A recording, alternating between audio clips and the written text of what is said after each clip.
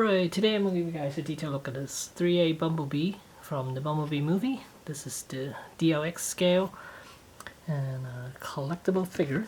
And when you open the flap, it shows the figure inside, and then here the inside flap shows a picture of Bumblebee and the Autobots logo.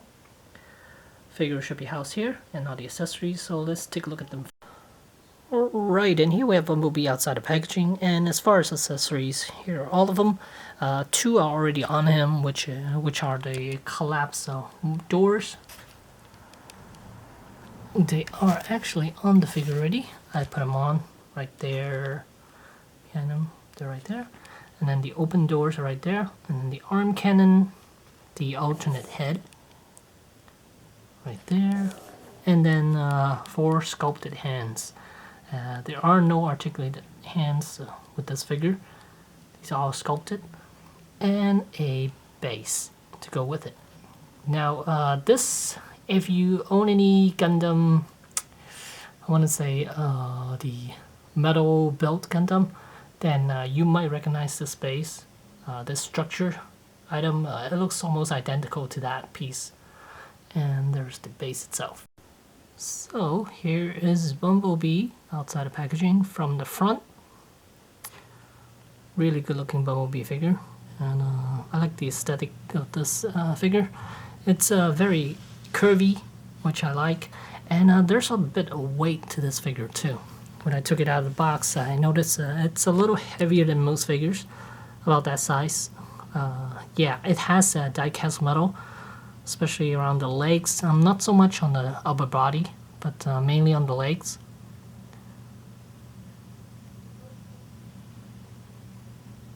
And let's go over Alright, as for articulation, you gotta be pretty careful with this figure. It's very stiff, so I highly suggest reading the instruction first. Head is on a ball joint, so it spins 360, and you can pop this off. Oops, I popped the top off, this is including this piece right here, which is where the batteries are housed. So you slip that in here, and then the head here, the Autobot logo, it's actually a button, so you press it to light up the eyes. But let me put the other head on. The battle mask here, you can see it's a ball joint, socket joint. Ball joint, pop this on, and then let me focus. And once you press that button, come on, there you go, and you can see his eyes lights up, just like that. Really, really pretty looking bee. So as far as other articulation points, shoulders are on the ball hinge joint, and here you can lift it up this way, and the shoulder pad does move out of the way, and you can lift this up, and there's a double hinge there. Then you can lift that up about 90 degrees, and then the shoulder, the butterfly, the shoulder section also has a ball joint that goes in there, which allows you to raise this arm even higher. So let's see, you could go there, and then even, I would move this out of the way first, just in case, and then you can lift up about that much. So as far as the arm concerned, it's really, really articulated. And you could swing, well, is it a butterfly joint? I'm not even sure. Oh yeah, so here you could kind of see, you can swing the arms forward and back a little bit. Well, quite a bit actually. It looks to be on a ball joint. And I already showed you guys that. And bicep, let's see, swing the arms up a little bit. And bicep, there is a swivel joint right there. And then as for the elbows, you can bend in 2 places, one right there and then the other one right here. So it could give you about a little over 90 degrees, not a whole lot, but enough. And the hands are on the ball joint. And then as for the chest, there is a joint right in here. Feels like a ball joint. Oh, and in the chest, these 2 pieces are actually on the ball joint, so you could move them around a little bit, just get them out of the way while you... Oh, I just popped it right off. So there's the ball joint right there. There's the socket right there. But in the meantime, you know what? I'll just leave it off to show you the articulation for the chest. So I could rotate left and right, forward and back. Oh, actually, full 360 because it is on a ball joint. So yeah, wow, full range 360. That is awesome. Oh, and wow, you could actually crunch forward quite a bit. All that much. So as for the wings, they are attached on with the peg system. There are 2 pegs right there. You just attach them. And the tires, they don't move. They're fixed in that position. So Bumblebee actually really articulated. That is awesome. And as for the legs, the thigh section, come down a little bit. As for the thigh section, these 2 pieces could extend out. But you gotta be somewhat careful with it. I don't want to break this. As again, it's on 2 hinges. One's right there, another one's right there. Let's see if I can zoom in so you guys can see. Right there. There's that 1 hinge and then the second hinge, which allows the panels to go outward. Don't break it, don't break it. Oh, I am so scared. So I got them out. So now you can have full range of motion. This piece does touch the app section, so you got to be careful with that. And it gives you full range. You could raise all the way up like that. So that is massive range of motion. But it doesn't straighten out. Ooh, wow, shit. Hope I didn't break this. And it has a thigh swivel right there. Not a whole lot, but there's a little bit. And then the knees could bend. It is super, super tight, but it could bend about 90 degrees right there. And this piece does move independently. There's a little piston sort of thing right there, which allows the leg, you can see legs can move like there. And then as for the ankles, there is a, oh, you gotta make sure this piece, move this piece up so it doesn't get in the way. And then it does have pivot left and right and forward and back. And I believe this thing has toes articulation as well, which is super, super stiff right there. Oh, yeah. So that is awesome. So you could get them to do some running poses. And yeah, that's awesome. And if you want to attach the cannon arm, all you have to do is pull this, and then there's the peg, there's the hole right there, there's the hand, and then you could put this one on. I don't think there's light up feature with this thing, but yeah, you just slide that back on. If I could do it on camera without breaking it. I so worry about this shoulder pad right there. It just scares me because I am putting pressure on it, which I don't want. Okay, we'll just leave it like that for now. So there he is. Let's leave that up for now, and then aiming. Zoom out a bit. Zoom, zoom, zoom. Oh, that's as far as it will go. So let me pose him a little bit so you guys could get an idea of him in a... Close this panel up a little bit. Yeah. Let's push his body down a little bit. Raise its head up. And let's put this chest piece back on. Pull the arm down so you guys could kind of see what I'm doing. So you can pop that back on right there. Raise his arm.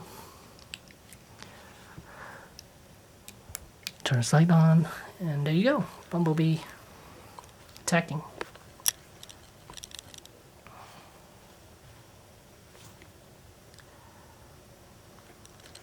Nothing too fancy, but yeah. pretty cool. Very, very impressive figure. I am liking this a lot. And it does have a, like I mentioned earlier, it does have a little weight to this figure. Let me turn that off. And here's the base for the figure. Right there. I already attached the two pieces right there and right there.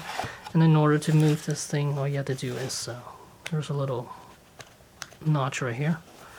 So push it upward for you to rotate. Oh, actually, to lock it, I guess it's push it downward to lock it. Move like that. And then you want to lock it in place right there. And then for the top section, it's a little weak. A little weaker. This you could extend out, and in order to press it back down, you just need to push it downward, and it'll slide back down. And as for the top right here, the section, you actually need to remove this whole piece, and then adjust it to a certain way. Then push it back in. Of course, there are gears all over here. So you guys can see it right there. You can see all the gears right there. And you just need to, come on, align it to the proper one you want to go with. Then just slide it back in and it'll stay put. Just like that. So you want it higher, just like that. And on the back side of Bumblebee right here, there's this panel. You can remove this. And once you remove that, there's a hole for you to attach this onto. Yeah, just like that. Alright, so here I got Bumblebee at a somewhat of a running pose right there. So this figure is so tiny that it will not work with this base if he's in this position, because you can see that's pretty much as low as this base could go, and his butt is down here and the peg is up there, so there's no way for him to reach. If you're gonna peg him right here, his legs are gonna be off the floor. So yeah. Alright, so let's do one last look at B before I close this video out. Turn the lights on so you guys can see the eyes. Let me zoom in a little bit. A detailed look at B here.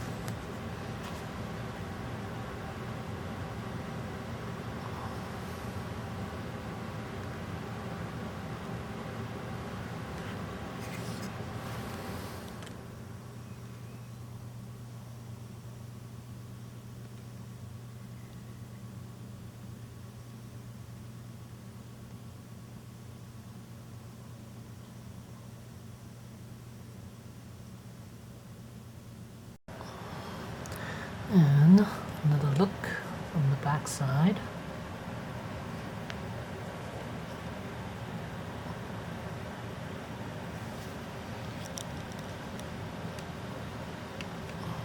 Can't really move them out of the way too much.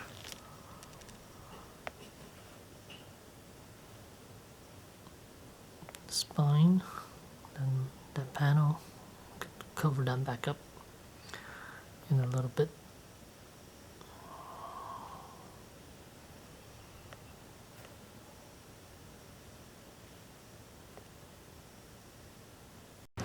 And here's a height comparison with the two Bs. You can see this one is much shorter. He stands about 8 inches in height. And here's Hulkbuster next to him from SHF. quite a tiny guy. And here are a few more figures next to B, and you can see Optimus Prime. So I think he's actually to scale with Optimus Prime, because I think Bumblebee is only up to his knees, so yeah. And at the end of the day, I do highly recommend this Bumblebee. It's going to set you back about $150, and I think it's well worth the price. And yeah, awesome looking figure. And yeah, totally worth it. So there you go. There's the Threea Bumblebee. Thanks for watching.